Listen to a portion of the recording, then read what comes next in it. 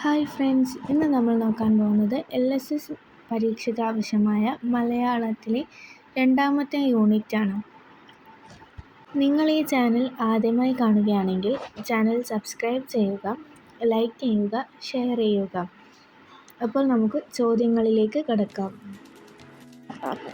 മഹാകവി കുട്ടമത്തിൻ്റെ മുഴുവൻ പേര് എന്താണ്? ഉത്തരം: കുട്ടമത്ത് കുന്നിയൂർ കുഞ്ഞികൃഷ്ണക്കുറുപ്പ്.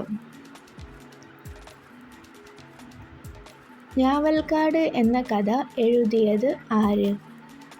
ഉത്തരം: പിണ്ടാണി NB പിള്ള.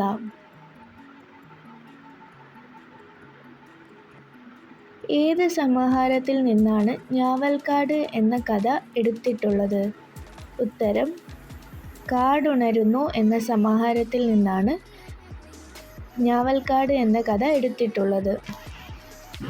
പച്ചക്കിളി എന്ന കവിത ഏത് വിഭാഗത്തിൽ പെടുന്നു? ഉത്തരം: താരാട്ട്. പച്ചക്കിളി എന്ന കവിത താരാട്ട് വിഭാഗത്തിലാണ് ഉൾപ്പെടുന്നത്. പച്ചക്കിളി ഒന്നു പാറിയൊരു കൊച്ചശോകത്തോപ്പിലേറി ആരുടെ വരികളാണ്?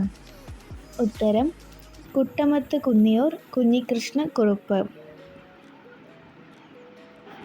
ഇന്ദുചൂഡൻ്റെ യഥാർത്ഥ പേരെന്ത്? ഉത്തരം: KK നീലകണ്ഠൻ.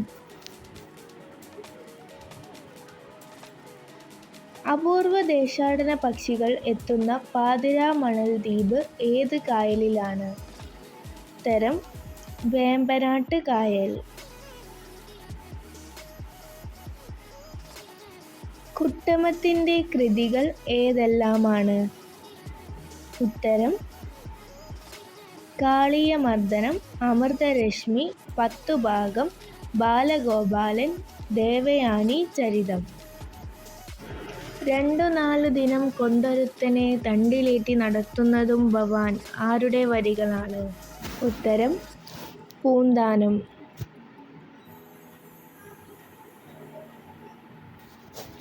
മേരി ജോൺ കൂത്താട്ടുകുളത്തിൻ്റെ കൃതികൾ ഏവ? ഉത്തരം: അന്തിനക്ഷത്രം, പ്രഭാതപുഷ്പം, കാവുകൗമുദി, ബാഷ്പമണികൾ.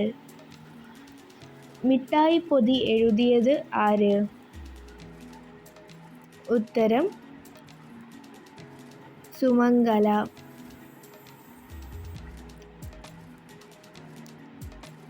കുനുകുനെ ചിന്നും കുറുനിര തന്നിൽ നനുനനെ പൊടിഞ്ഞൊരു പൊടി പറ്റി ആരുടെ വരികൾ? ഉത്തരം: എഴുത്തച്ഛൻ. കേരളത്തിലെ പക്ഷി നിരീക്ഷണ പ്രവർത്തനങ്ങൾക്ക് തുടക്കമിട്ട പ്രസിദ്ധനായ പക്ഷി നിരീക്ഷകൻ ആര്? ഉത്തരം: ഇന്ദുചൂഡൻ.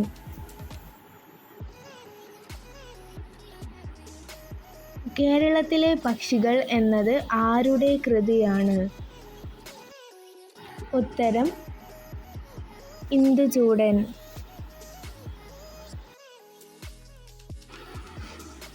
ലോകപ്രസിദ്ധനായ ഇന്ത്യൻ പക്ഷി നിരീക്ഷകൻ ആര്?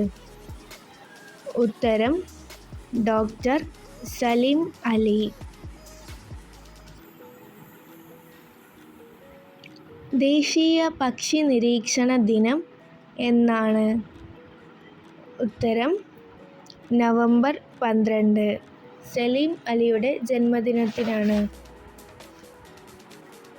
ഇന്ത്യയുടെ പക്ഷി മനുഷ്യൻ എന്നറിയപ്പെടുന്നത് ആര്? ഉത്തരം: ഡോക്ടർ സലിം അലി. അന്തിനക്ഷത്രം എന്ന കവിതാ സമാഹാരം ആരുടേതാണ്? ഉത്തരം: മേരി ജോൺ കൂത്താട്ടുകുളം. ലോക വനദിനം എന്നാണ്? ഉത്തരം: മാർച്ച് 21.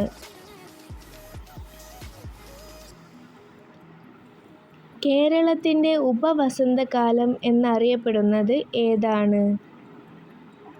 ഉത്തരം: ശരത്കാലം.